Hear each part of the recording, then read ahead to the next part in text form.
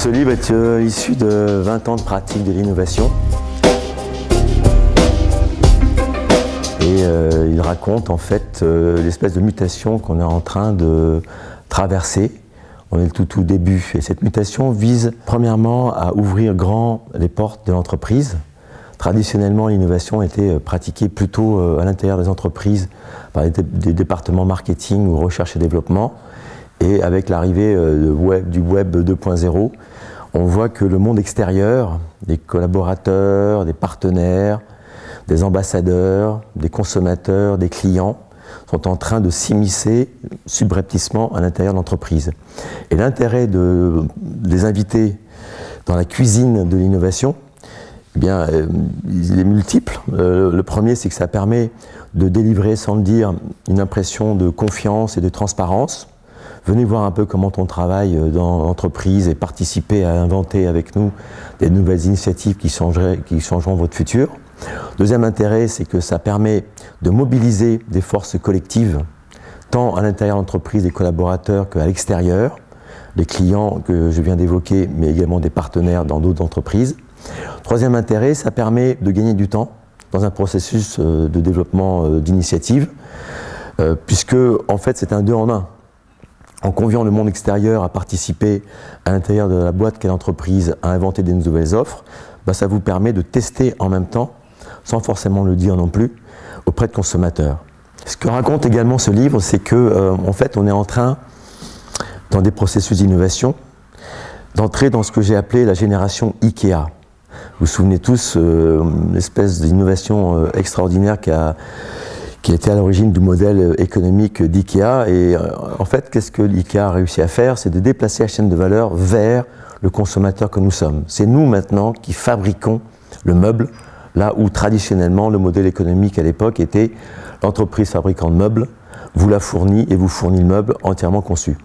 Et ce que raconte mon livre, en fait, c'est en déplaçant la chaîne de valeur et de la conception d'une innovation vers le consommateur, ça permet de l'impliquer très en amont. Et encore une fois, parce qu'il est impliqué plus en amont, il en est plus fier et par conséquent, il va en parler beaucoup plus spontanément auprès de ses proches. Donc par halo successif, la propagation positive de la nouvelle idée, de l'idée rupturiste va se faire, non pas par l'intermédiaire simplement des moyens de communication qui sont maîtrisés par l'entreprise, mais également par le réseau des collaborateurs de cette même entreprise et par ses consommateurs. Le troisième point que j'avais envie de développer au sujet de imagination.com, c'est que c'est pas parce que Internet est un outil facilitateur qu'il ne faut pas évidemment que l'innovation ne continue pas à se propager sur Terre, dans des magasins, dans des bureaux, parce que c'est sur Terre en fait que la vraie innovation se propage et pas simplement sur des plateformes collaboratives Internet. La quatrième idée forte, c'est que l'innovation, telle que je vous la décris, vise premièrement à identifier le vrai bon problème à résoudre. Et plutôt que ce problème à résoudre soit simplement identifié par l'entreprise, vous avez intérêt à inviter encore une fois le monde extérieur, le monde qui est à l'extérieur de la boîte, à identifier avec vous le bon problème à résoudre. Identifier le bon problème à résoudre, c'est un petit peu comme faire un slalom pendant les sports d'hiver. Si vous ratez la première porte, il y a malheureusement de fortes chances que le reste du slalom soit catastrophique. Alors que si dès le départ vous identifiez le bon problème, vous avez de grandes chances qu'à l'arrivée vous ayez des bonnes innovations. Le cinquième point que je développe, qui est très important, c'est qu'une innovation, en fait, quand on réfléchit, ça vise surtout à apporter une solution à un problème consommateur, à un problème d'utilisateur.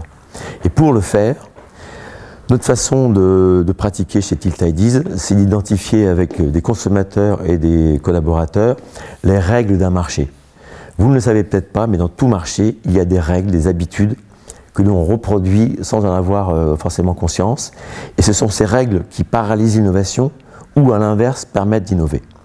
Donc, en identifiant à l'aide de collaborateurs et de consommateurs les règles d'un marché, mais également les règles à l'intérieur d'une organisation que l'entreprise, vous identifiez d'ores et déjà, dès le départ, un certain nombre d'idées qui seront ensuite développées dans la suite de la démarche d'innovation. On appelle ça DR, dérégler des règles. Dans tout marché, il y a des règles qu'il est temps de rendre obsolètes parce qu'elles n'ont plus lieu d'être et à l'inverse, des règles qu'il faut absolument respecter, parce que si vous ne les respectez pas, vous êtes hors sujet.